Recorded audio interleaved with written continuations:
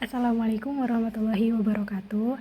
Hi everyone, my name is Ashifa and today I will talk about good materials in English learning teaching.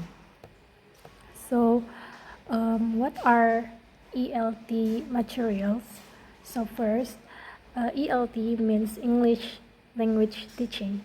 The materials are the tools we use to learn and teach English, such as books, audios, videos, games, or even apps. And they have two functions. First is input. For example, when students listen to a podcast or read a short story. Second is output, like when students write an email or speak in a role play activity or have a conversation with their friends. And good materials are made with purpose. They are based on language learning theory, match the teaching goals, and fit what the students need. And second slide, the qualities of good materials. So there are 4 qualities of good materials. The first one is engaging. It has to be interesting and fun. For example, a comic strip would be more interesting rather than a textbook. And the second one, it has to be structured. There should be a clear sequence from easy to more difficult. For example, a vocabulary worksheet might start with matching pictures to words, then move to making full sentences using those words. And the third one is realistic. Use real-life language and situations.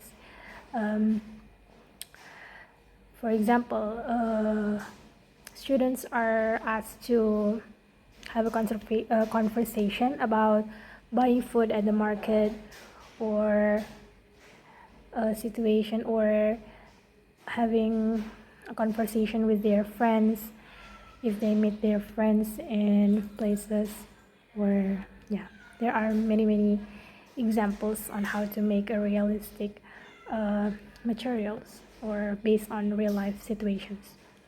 And the last one is supportive. The materials has to help students to feel confident and become independent learners. And then the next slide is about principles behind the design. So good materials also follow strong design principles, and these are based on second language learning theory.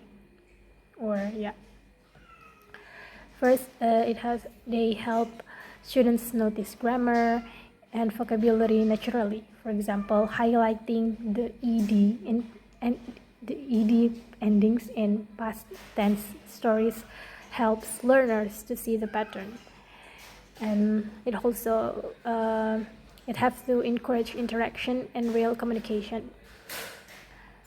For example, like pair work, like asking a classmate about weekend plans, using real questions like what do you usually do on Sundays, and then the material or the principle behind the design, it has to involve both the mind and feelings and not just memorizing. Maybe with a group discussion about a favorite movie, make students emotionally involved while using language actively. And then the last one, it has to integrate all 4 skills: reading, writing, speaking, and listening. A lesson on travel might include, this is an example, like a lesson on travel might include reading a brochure, listening to a travel ad, writing a short itinerary, and presenting it. Now moving on how to write a good materials. The first one, it has to be contextualized and relevant. We have to use topics that students know or care about. For example, for junior high students, materials about school life or hobbies work well. We can't teach a junior high school student with topics like business or emails or politics because it's not based on their needs. And then the second one, stimulate interaction and creativity. We have to use open-ended task and group work. For example, like these we ask students to design their dream house and describe it to their friends. It is a creative. This is an example of creative and use real language. And then the third step is build learning strategies. Good materials help learners become smart and independent. For example, we can teach them how to guess meaning from context or use dictionary correctly.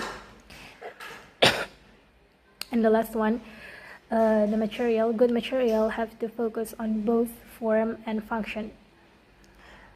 Form here mean grammar, and then the function will be communication in real life.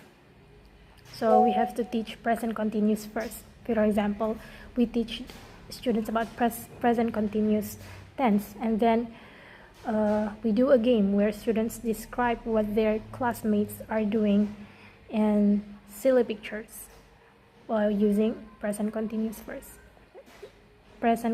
tense. So my final thoughts is to sum up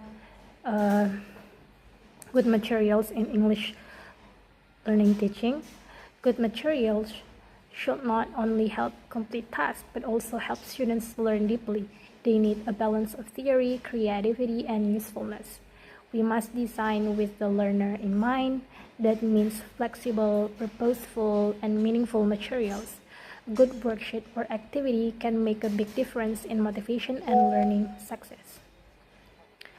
Okay, I think that's enough. Thank you so much for listening. I hope you understand what good materials in English teaching really mean. So let's keep creating better tools for a better learning.